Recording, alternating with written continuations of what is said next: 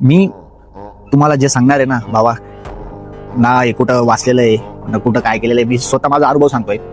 जर 5 वर्षापासून काम करताय, ॲज अ बिझनेस असो की तुमची नोकरी असो, काही पण असो, आणि तिथं तुम्ही अजून पण 10-15 हजारामध्येच काम करताय, तर तुमचं त्या कंपनी किंवा तो बिझनेसमध्ये राहण्यासाठी समज तुम्ही डायरेक्ट सोडून द्या किंवा बिझनेस बंद करून द्या. कारण की 5 वर्षामध्ये तुम्ही जर ग्रो झाले नाही तर मीन्स फक्त तुमचं चाललंय, फक्त तुम्ही जगताय.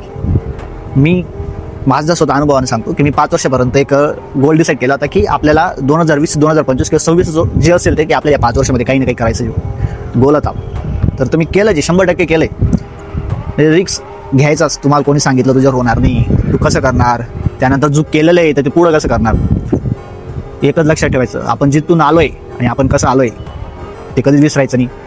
आणि एक सांगताना एक शेवटची गोष्ट सांगतो बाई, आपल्याला इगो पाहिजे. इगो जर तुमच्या लाईफमध्ये, जर तुमच्यामध्ये इगो नसल्यानंतर तर सगळं व्यर्थ आहे, काही कामाचं नाही. तुम्हाला जर कोणी सांगितलं की याच्यावर हे होणार नाही, त्याला करूनच जा, मग ते कसं का असं ते करायचं आणि ते करायचं, शेवटच दाखवायचं तुम्ही काय केलेलं आहे. लोक टेन्शनमध्ये येऊन जातात की केलं कसं काय.